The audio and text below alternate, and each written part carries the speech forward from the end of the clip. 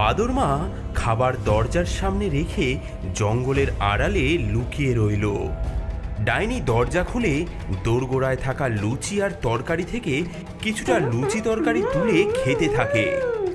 নরম নরম লুচি, তরকারিও বেশ, পেট ভরে খেলাম আমি, জুড়লো যে ক্লেশ। আহা, কি যে মজার স্বাদ, পেট ভরে খাবো আমি, দেব না একটা বাদ। দেখি কি হচ্ছে, আমার গায়ে চুল করছে। ওরে বাবারে, ওরে বাবা, এটা এটা আমার বাচ্চাকে খাওয়ার শাস্তি। তুই এতদিন যতগুলো প্রাণী খেয়েছিস, এবার সবাই এক এক করে তোর পেটের ভেতর থেকে বেরিয়ে আসবে।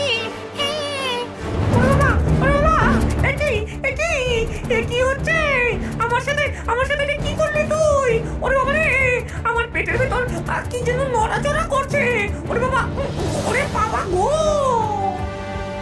দেখতে দেখতে ডাইনির পেট ফুলতে শুরু করলো। পেটে ব্যথা নিয়ে সে ঘরের মেঝেতে গড়াগড়ি খায়। জাদুর ধুলোর প্রভাবে তার পেট থেকে একে একে বেরিয়ে আসতে থাকে এক একটি প্রাণী, যাদেরকে গত কয়েক মাস ধরে ডাইনি খেয়েছিল। ওরে বাবা, ব্যথা ব্যথা, আমার পেট যে ফাটছে। ওরে বাবা গো! মা মা তুমি এসেছো, তুমি আমাদের বাঁচালে মা। লাল টুপি, আমার সোনা, তুই ঠিক আছিস তো? নীলা, তুই ঠিক সময়ে এসেছিস মা।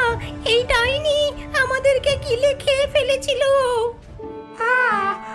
আমাকে ছেড়ে দাও আমাকে, আমি আর কাউকে খাবো না, দয়া করে আমাকে ছেড়ে দাও। না, তোর তোর রেহাই নেই। তুই বনের অনেক প্রাণীর ক্ষতি করেছিস।